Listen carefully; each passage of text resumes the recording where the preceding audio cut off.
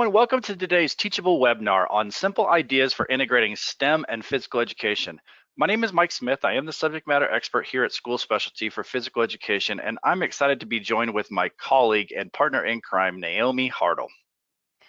Thanks, Mike. I'm super excited to be here as well. As Mike said, my name is Naomi Hartl. I am the STEM and science subject matter expert. I've also taught physical education and multiple other subject areas too. And so Mike and I are definitely bringing a diverse background to this webinar, and we're excited to get going. So let's talk about why we're introducing this topic of STEM and physical education today. We're starting to really see teachers who are actively pairing STEM and PE into their lessons, and they're really starting to see some positive effects with retention and understanding the importance of some of the science and math concepts. Plus, not to mention, Naomi, I don't know if you remember those teaching days, but it was just super fun. Yes. I'm excited to talk about the learning objectives, so let's kind of go through these.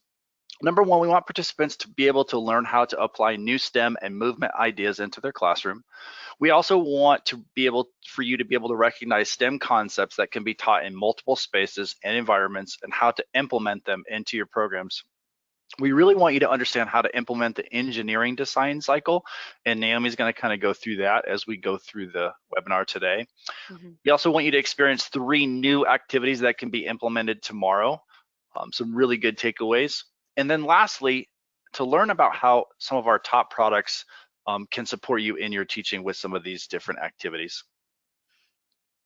So before we go into all of this information that we're hopefully going to cram into this webinar for you, we definitely wanted to talk about what STEM is. So for the last few years, we have slowly started to see STEM intentionally being incorporated at the physical education level and vice versa, and where physical movement and movement components are being incorporated into STEM. And there are many physical educators who are integrating those STEM concepts without maybe even realizing it. And there's many STEM educators who are incorporating the physical education concepts and skills without realizing it. So hopefully today, once we talk about a few of things about what STEM is, some different activities that you can do, you might be like, I'm already doing this. I can now just put like a word or a name to what it is that I'm trying to do with my students. So what is STEM? What does it stand for? Well, STEM stands for science, that's the S, technology, engineering, and mathematics. And some people actually call it STEAM, where they add in that A for arts integration as well, where they add in a really big design and creativity phase to it too. So you might hear either or. They do mean a little bit different things, but they sometimes are used interchangeably. So just a couple quick vocabulary words here for you. So we define STEM as the integration of science, engineering, technology, and mathematics to focus on solving pressing individual and societal problems. So future STEM professionals need knowledge in health and physical education so they can leverage their expertise to improve health and wellness. So for instance, this is why we decided when we started having the conversation about STEM and PE, like why are we going to combine these two together? Why do we want to talk about these two together? Well, because we think they're so important. So for instance, if you think of different apps that are out there that improve health-related practices that are really paramount to American society. So you think of apps that like Spotify Running. There's one called Fuducate, MyFitnessPal. I think I even use that one myself. A Health Tap. There's a Sleep Cycle. I mean, you think of all the different things your Apple Watch can do if you own an Apple Watch, right? That's the technology, the STEM aspect of it. And then you have the health and wellness component to go with it. So we want our future STEM professionals, those that are going into STEM careers, to have an understanding of health and wellness. So when they come out, and let's say they're creating this wearable technology, we want them to make sure that it's going to help improve health. It's going to support health in the right way. When they're designing and building a bridge, we want to make sure that they're including walking and biking paths on those bridges. When they're designing communities, we want them to keep sidewalks and parks and trails in mind. So not only should students graduate with the necessary skills, attitudes, and knowledge to solve problems, collect and analyze evidence, and make that information relevant, but they should be well-rounded in their efforts pursuing these outcomes with a healthy mind and body. So this is where, we truly feel that STEM and PE, movement, physical activity, all comes together. So let's take a look at the standards that educators will want to look at to make sure that you're actually teaching the appropriate skills and concepts when you're integrating STEM and PE together. So there's not one set of national standards that everyone follows when teaching STEM. So it makes it hard sometimes. There's a few different ones that people are looking at. So they might be looking at the next generation science standards. And this is, we call this NGSS. We might be looking at the standards for technological and engineering literacy, so STEL, and this is coming from ITEA. We might also be looking at the computer science standards from CSTA, and these ones are really supportive in your robotics and coding programs. And then you have the Shape America standards, and coming from that PE background, and Mike, I'm not sure if you want to speak on this at all, but with the Shape America standards, you have your national level standards, kind of like NGSS, where you have that national set of standards, and then states may adopt them wholeheartedly. They might adapt them, and then you might have states that are doing kind of their own thing. So did I get that right, Mike, as far as the physical education standards go? Yeah, yep, that's Yeah. correct. And I think one of the greatest things that we're gonna be able to kind of show you today as we go through this is that the activities that we're going to be doing will tie into some of the simple standards of physical education, as well as the standards for technology and engineering literacy, and some of the next generation science standards. So just simple ways to integrate all of those together.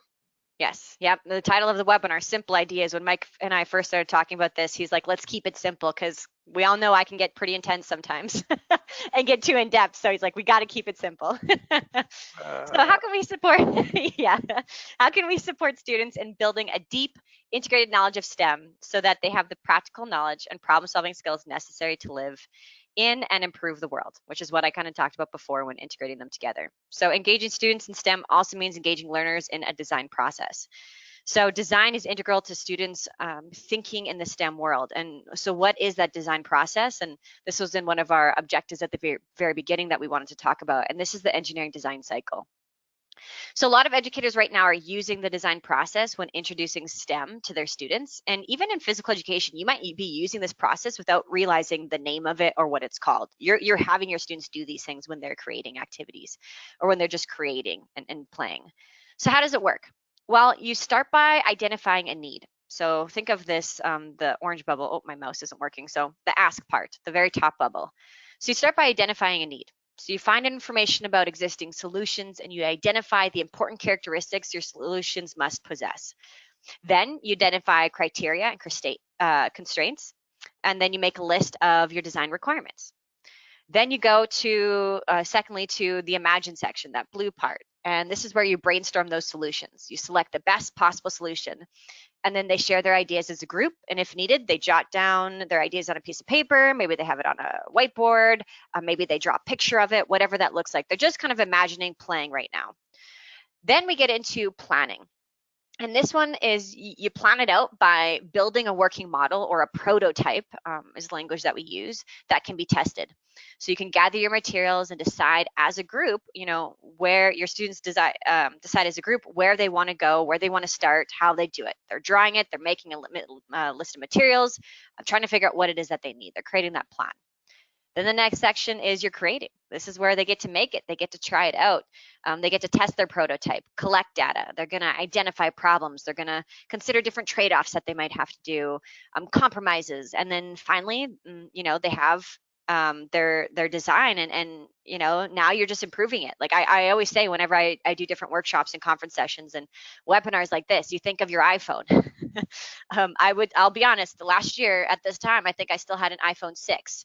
I now have the iPhone SE because I like the smaller version of it. But that is like 5 different versions of the iPhone that we have seen as consumers, right? Imagine the amount of prototypes that they have, that Apple specifically has created and played with and improved and, kept going and kept going and kept going. So it's a cycle because you're always continuously to improve. And the things I love about this cycle and teaching it to students and using it with my students is, they get to empathize with the people who will use their finished product. Right? So who are you creating this for?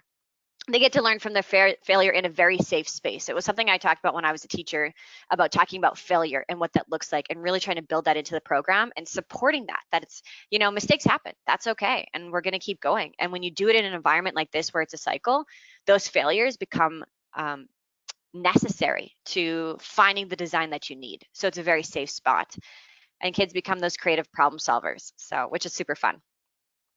So the design process is very nonlinear. It's and iterative in its nature, but it requires clearly articulating and identifying the design problem because it allows students to kind of work through it. So you design that problem, you research what is known, and you go through that whole phase and that whole cycle.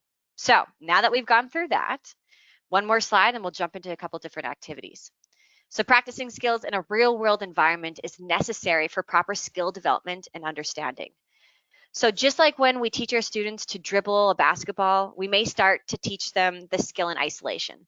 But once that skill has been practiced enough to gain the confidence, we then want to put them in a situation with defensive and offensive pressure, as this allows them to take their skills and put it into that real world situation. You're not going to throw offensive and defensive pressure like right away.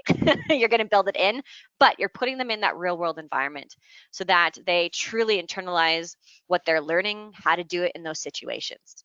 So if we only teach one of the skills in isolation, we're doing a disservice to our younger generations, as they really don't have the opportunity to work through the complexity and struggle with the ideas, fail in those environments in a safe space before they begin their careers in this.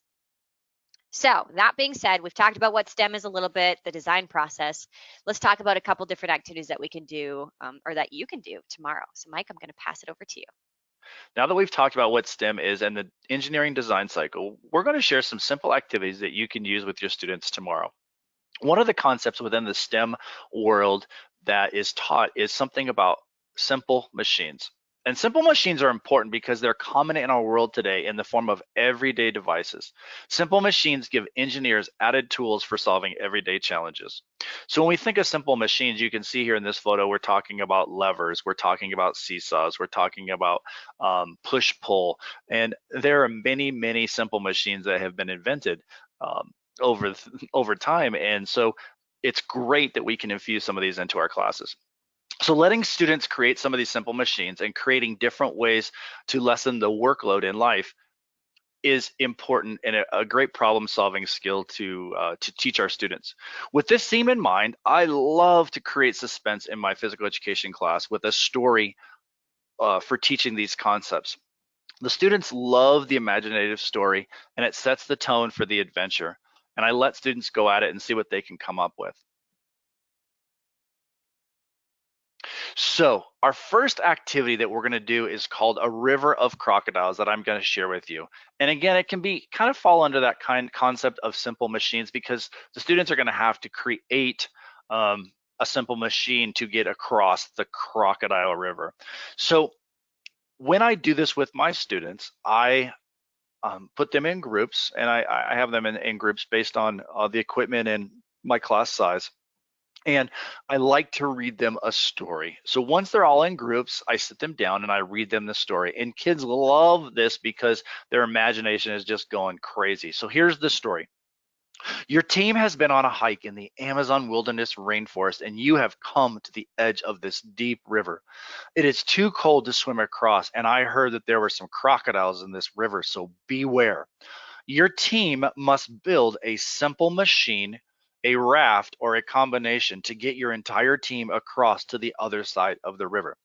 Now, please remember, your machine must involve push-pull concepts that we've been learning, and your equipment can be used as you see fit, and everybody must be involved in this adventure, and nobody can be left behind. Your equipment for this adventure is 2 scooters, and you can see in parentheses, I put they can attach. What that means is I don't tell my students that they can attach. I'm just kind of letting you know. I always pick scooters that can attach, so it makes it easier for our students to kind of stay connected. And the other thing about the scooters, if they do attach, is it's great for your students with special needs because they can fit on there really easily. Another piece of equipment, students, that you're going to receive is a 30-foot rope. Again, teachers, you can decide what size, and I'll kind of go through that in a little bit, but a lot of times I'll use a really long rope. The students will also get 2 volleyball standards, and those are used as trees. So in the story, there's trees that they can use on both sides of the river. And then the students are going to be given a folded mat and 2 poly spots that are movable that will float on the water. Good luck. And I always end the story with good luck. So the items that I kind of talked about within this adventure are here. So the numbers that you're going to see on the screen, these are our item numbers that we carry here at School Specialty. Um, so feel free to look these up as you're planning these adventures. We wanted to just give you some product ideas. So again, the rope that you see here um, is we sell those ropes in lengths of 16 feet. The middle picture here with the colors, those are called poly spots, and I give each group 2 of those. And those again can be floating on the water and they don't sink if they use those, so they can be like boulders or rocks, and they're movable, but I only give them 2. These are again the volleyball standards. In the story, we call those the trees. And I'll talk about this in the next slide, but I don't let my students move those. I take care of that. So they're kind of trees and they're in the ground, and the students obviously can't move those. In the bottom picture on the left, you'll see the students on the scooter with the rope. And again, I don't show my students these pictures. I'm just kind of sharing them with you, but the students will use the rope to tie on to the scooters, and they'll again use those push-pull concepts. They'll come up with crazy ideas, but I just wanted to show you kind of a photo. And again, the item number that you see is for scooters that we carry. And then in the far right corner, bottom right corner, is some mats. We have a bunch of folding mats, and you can see the little girl is sitting on them, and they're folded up, or they can be unfolded. And again, students can use these really any way they want to build their simple machine. So solutions. I always like to share some solutions with you as educators so you know what the students will come up with. I really think it's important for you to sit back and just enjoy the magic. It is, the sky is the limit with what the students will come up with. So you can see here in the photo on the bottom, you see these students here are on the mat, and they have the scooter on the mat, and it looks like the student must be on a colored poly spot, and he's working his way across the Crocodile River. You'll see here this picture of this girl is sitting on this mat. So sometimes the students will actually fold up the mats and they'll put them on the scooters and create like a boat or a raft. One of the things I think it's important for your information, and I put here, shh, don't tell the students this, is that they'll come up with lots of different solutions that are going to fail.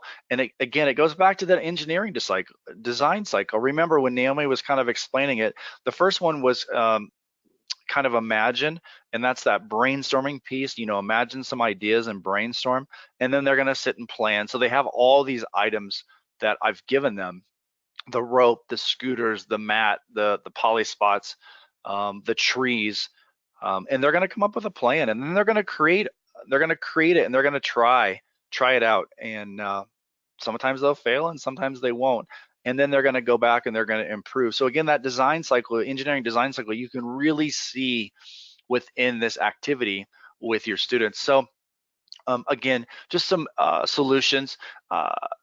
They're first going to have to figure out how to get across to tie the rope to the tree. So one of the things is, with that long rope, students are going to have to first figure out how to get across and again tie down that volleyball standard. You might see students connect the scooters and put a mat on them and put this in the middle of the river, and they can use this as a floating island, or sometimes they'll use the mat as a halfway point. Those poly spots, those colored circles, they can be used to stand on. They can be used to move, but again, I'm only giving them 2. So again, if your group is 4 or 5 students, maybe you only want to give them 1 poly spot, and so on. And then the other things to think about are, for your information, for you as an educator to think about what this activity is. What are you going to do if the students fall in the river? So let's say they're going across the gym floor, or you're doing it in a multi-purpose room, or a carpeted room, or wherever. What are you going to do if they fall into that imaginary river? And so it's something to think about. You can decide. A lot of times what I'll do is I'll have the student who fell into the Crocodile River, I'll have them go back to the start, and then the students that are a part of that group have to rescue them. Sometimes, if you want to, and they're maybe on level 2 or level 3 and they've already done the adventure, you can make them go all the way back to the beginning, and you can take away a few of their objects that they're using for this adventure, this simple machine that they're creating. So again, you can kind of decide how you want to handle that. Yeah, and I just wanted to jump in on this one too, Mike. I know when I've seen a lot of engineering design challenges, which this is kind of what this one is, I've seen where teachers have just had like specific equipment, like this is all you can use. Another way to level this up would be to, here's the type of equipment. You can choose however much you want. If you find that they maybe having difficulties with certain things, there's different time constraints that you can give them and whatnot. So I think it's a really fun activity to do with your students to get them to really think about some of these different simple machines. And you can require them to be like, you have to have one type of simple machine that we've talked about, where maybe it's a pulley system, maybe you have the wheel and an axle, maybe you have an inclined plane, maybe there's a lever that's involved. So you can, add all these different components to it. Or at the end, you can say, what simple machine did you include, in this activity? So lots of different fun things that you could do with this specific one. Awesome. And I think the other thing that you triggered too, Naomi, for me was that assessment piece. And maybe it's that simple assessment where you walk up to the students and say, okay, what were some of your STEM concepts that you infused into your simple machine, and have those share them out. And it's a great assessment. So thank you for adding that. Staying on the idea of simple machines is the idea of the students creating their own lever. All levers have four basic parts. They have a beam, which is the lever, a wooden plank or a metal bar resting on the fulcrum. They have a fulcrum, which you can see below, and that's the pivot or the turning point. There has to be a force, which is the effort or input needed to move the beam or the load. And then we also lastly have the load, which is the item or the object being moved or lifted on the plank. So the activity that you can do in your class, you can do this in a small space, a large space. You can do it in a hallway. I've done it in a hallway before. You can do it, have students do it by themselves, or they can even do it with a partner or a group. Is they're going to make their own lever. So what they're going to do is they're going to need one item that is hard and sturdy to make the beam. So it could be wood, it can be plastic. So if you see in the photo here, for my beam, I used an old piece of decking that I had laying around. I've done this with, again, hard pieces of plastic. I have a wood cutting board at my house that is long and skinny that I could use a wood cutting board. So really the sky is the limit for the students to do this. Next, they're going to have to create a fulcrum. Each student will also need to put something underneath to make the fulcrum. So what you can see here is I used just a simple block of wood for the fulcrum. So again, giving the students different ideas, or even actually I actually like the idea, Naomi, of them coming up with their own idea for the fulcrum. And then we have the load, and the load is again the object that is on the beam. And you can use a bing bag. You can see in the picture I'm using a bing bag here. You can use a spider ball, a yucky ball, and I'll show you that in a little bit. You could use a yarn ball, and you could even use a sock ball where the students just take a pair of socks and roll it up into a ball. All of these different loads are super fun because they obviously have different weights, so you can really get into that science and physics and force of the weight and those science concepts within these levers. And again, students can experiment with that. Kind of as a bonus add-on for this activity, when they're doing this activity, one of the things that it's kind of a funny story. So when I first started teaching a long time ago, my very first year of teaching, I walked into my PE storeroom and I saw these plastic containers that were like this. They were old Clorox bottles, and they were laying in my gym office, and there was like 30 of them, and I was like, what is all this doing in here? So I was probably 8 to 10 weeks into school, and I was doing some stations with my second graders probably, and I thought, you know what, I'm going to have 6 kids at each station. I'm going to stick these Clorox bottles out at the station, and I'm going to see what they come up with. And I stuck some bean bags, and I was amazed at all the different creative things the students came up with these Clorox catchers in a bean bag. So as an add-on or a bonus to this lever what the students are making is you could have each student bring their own milk jug or Clorox bottle to make their own catcher. When again, you can see here in the picture, basically you just need like an old milk jug, maybe some tape and some scissors, and then the kids can cut off, half of the jug, and then you create these great catchers. All right, so some ideas of different items for the load as they're, again, launching them off of their lever. We do sell these yarn balls, which are great. Again, those are the item numbers if you're interested. These are 4-inch yarn balls. They're super soft, easy to catch. Um, they do have a little weight to them, so they're fun. They do go a lot higher than you think. We have these Sport Time indestructible bean bags that you can see here on the bottom. These are great because these have a little bit more weight than the yarn balls, and they're also easily cleaned.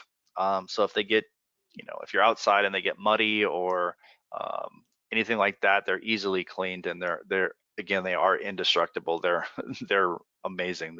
They're good quality.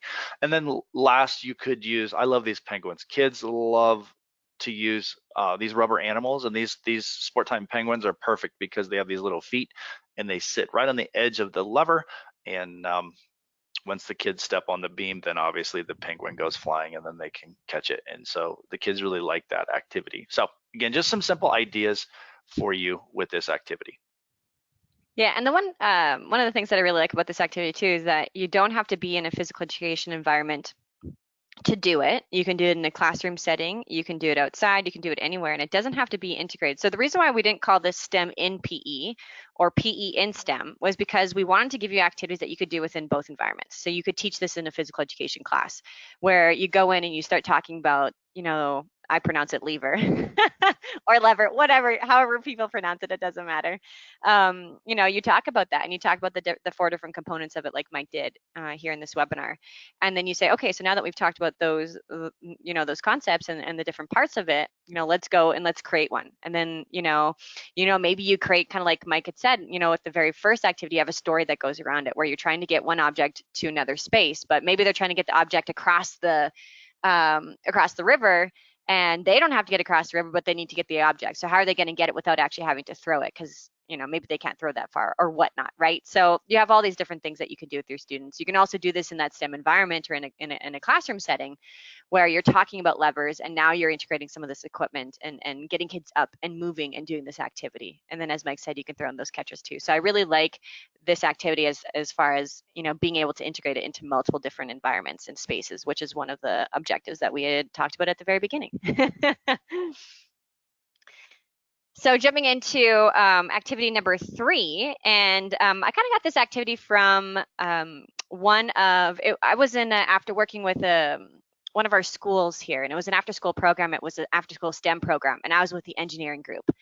And the teacher had done this activity where it was cup stacking. And I thought it was really interesting because I know, in your physical education class, programs, you might already be doing some type of cup stacking with speed stacks or things like that. So I thought this would be, a cool little fun challenge. But also, when I was teaching, some of the first couple weeks of all of my classes, I wanted to get my kids to know each other, whether it was in my science classroom, my math classroom, or my PE classroom. And I did a lot of team building activities, relationship building, communication challenges, which is really a lot of STEM skills. So I'm not necessarily going to focus on a specific STEM concept or standard that is going to be taught, but I'm more thinking of the skills that we want our students to learn and to teach them with problem solving, critical thinking, collaboration, communication, and so many more things. So my activity is going to kind of focus on those a little bit more, whereas I know Mike's focused on specific concepts that were being taught. So mine are going to be a little bit more of those skills.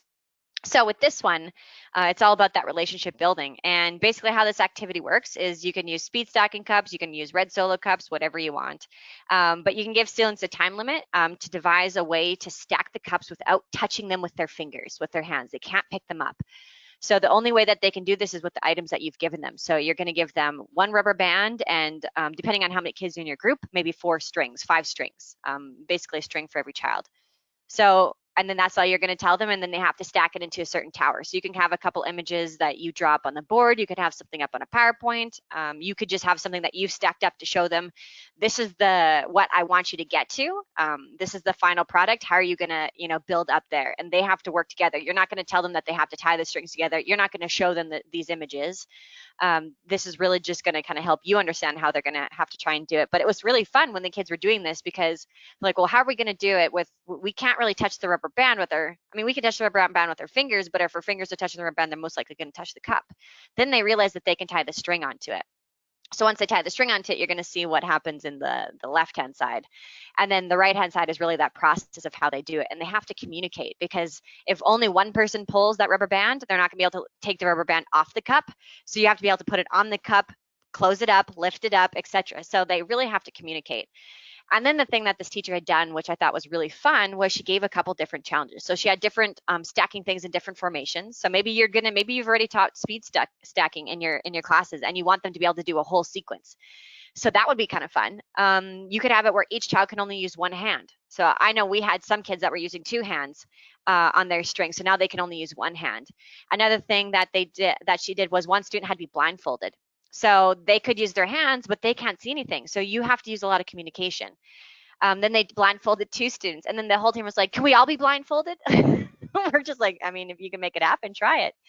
And then another one that I saw actually online when I was reading a little bit more about how other people have done this challenge was you have to communicate non-verbally. So you can't use your voice. So you give the students a whiteboard and a dry erase marker, and they have to communicate that way. Or maybe you have like your conductor from your orchestra and they just conduct it that way. So lots of different things that they can do. And once students find the best method, they can challenge other teams to who can stack the fastest. So that can be kind of a fun little challenge. And, this activity really focuses on practicing those STEM skills of problem solving. You're going to see kids playing a leadership role. You're going to see teamwork. They have to collaborate together or it's not going to work. They have to be able to communicate and get them to communicate in multiple different ways with their voices, with hand signals, where they maybe have to write it out. And then they have to really critically think about this. So just a lot of different, a fun challenge that they can do to kind of make this happen. I think one of the things that is important to know and remember as educators, and Naomi, thanks for explaining this activity. It's super fun. I, uh, I want you to remember that you're going to see the kids go in that engineering design cycle. They're going to go from planning stage to create stage, and they're going to give it a try and make it try it out. But then they're going to have to go back to the planning stage again and try it out. So that plan, create can happen many times in an activity like this, Naomi, because they can get super frustrated. So just remember that, educators, as you're doing this with your students. Yes. Oh, totally. And they do get really frustrated until they figure out how to communicate with each other and how to work. And then one kid will kind of take the lead and be like, okay, well, let's try this. And then it's interesting because that one kid will be like, let's try this. They try, it doesn't work. And then that kid's kind of stumped. And then the other kids are like, well, what about this idea? And then they try that idea and then they get stumped. And then the kid that didn't say anything the whole time has an idea and it works. And then that kid that's normally quiet, who had that idea that made, that it worked for everybody, that was like the big deal. And then that kid feels like they have accomplished something. So also, you see this looks like it's really in a classroom environment. You could do this in, a gymnasium as well, multi-purpose room outside, depending on where you're at. So it doesn't have to be just on top of tables. It could be on the ground. It could be anywhere. So yeah, lots of different ways that you can do this. And then equipment, again, we sell all the items that you need through School Specialty, even the red solo cups, which I was like, didn't even know we sold those. So cool. So if you have the speed stacks already, you can use those cups. Or rubber bands fit on top of those. Those cups will be a little bit heavier than a red solo cup. So that could be an extra challenge too, where they have heavier things that they have to try and carry. You could even have, integrate a little bit of fitness into this, where they have to, they have to all hold on to their rubber band and strings together and go carry that cup from one end of the gym to the other, and then stack it that way too. So you can incorporate a little bit of, maybe not necessarily fitness, but a little bit more movement into it too if you have the space. And then we've got the yarn or the string. You can use really any type of string. And then I've got that rubber band ball in there too. So anything that you can find, you can use with this activity. So we shared 3 different activities with you of how you can integrate STEM and physical education concepts together in both of the environments. So integrating STEM and physical education skills can create a supportive learning environment for students that helps them develop solutions for real world problems, allows them to demonstrate their learning through different activities that you teach them, and engages them through that hands-on project-based learning experience. And as it says on the screen, one of the goals of education is to help people think creatively to solve the problems of our world, regardless of the subject areas that we teach. So we wanted to share a couple different products that we sell through School Specialty that kind of have this all figured out for you, ready to go together. Just like Mike and I shared a couple activities, these product lines have these activities already kind of created for you in some different lesson plans and materials. So I'm just going to go through these quickly. We've got 4 different ones that we can share with you today. So the first one that I want to talk about, this one is from PCS Adventures. That's the company name. And this one is the Sports Science Enrichment Program. And this product was really designed to get students excited about learning and bringing math and science concepts to life in a movement environment. It focuses on the science behind the success of major athletes and how they have, near perfect pitches, swings, kicks, strokes, all the different types of movement activities where your elite athletes have perfected these things. It dives into the science behind some of the most popular sports today, and comes from an intuitive understanding of body mechanics, forces in motion, and even the influence of gravity, which is pretty fun. So every day, students will explore the science of a different kind of movement to help students connect their new skills to their favorite sport specifically. There's a lot of fun questions that they have to try and discover, like what does friction have to do with soccer? Or why would a football player need to know about unbalanced forces? And another question that they'd have to kind of dive into is how would a person do against a kangaroo in the long jump? So lots of fun different things that you can do with your students, everything in one tub all together for your program. So you don't have to make up your own, go searching online for it. Everything is in here for you. Another one from PCS Adventures is the Flying Disc Enrichment Program. In this program, students will gain a valuable understanding of physics concepts while enjoying some fresh air. Basically, the discs are able to fly because of spin, or your lift, angular momentum, which is your thrust, shape, and then weight, which is your gravity. So all objects in flight are also affected by these 4 forces. And these are the forces that students are going to learn about. They're going to test, they're going to evaluate, they're going to collect data, they're going to analyze and figure out how to, learn effective throwing and catching techniques through this program, which is pretty fun while they learn the different physics concepts. And the last one from PCS Adventures is the Flight and Aerodynamics Enrichment Program. This is their newest program that they have out, and it really enables students to explore the skies and learn from some serious aerodynamic concepts, which is awesome. It's a full hands-on program with a whole bunch of flying machines. So they're talking about hot air balloons, parachutes, gliders, helicopters, there's planes, and there's even rockets that are involved. So in addition, abstract physics concepts such as energy conservation, buoyancy, the 4 forces of flight come to life through experimentation and engineering design in this program. It even explores the history of flight from ancient Chinese and Maori kites to Da Vinci's flying machines and the Wright brothers' first plane. So lots of fun things that are covered within this program. And then finally, and I've used this one specifically myself and absolutely love it. This one is from Scholastics, and it's the STEM Scholastics Activity Kit. And basically this integrates movement concepts with STEM content and questions in a cooperative atmosphere, and integrates learning and physical activity fun all together. So you've got your really big, you could do this honestly with probably over 100 kids. You have this big mat that goes in the center of your space. You obviously want a bigger space to do this too. You could do it in a classroom, but you'd have to move your desks. But you want a big space, you put this in the middle, and then you have your different groups. You could have even up to groups of 6 if you wanted to, even more. And they each have their own, so they don't have to keep running to the center. And then they move back and forth. They answer different questions, STEM-specific questions. They have some mathematics questions. They have some science questions, some technology and engineering questions specifically. And then they have different activities that they get to do with it. So it's a pretty fun one.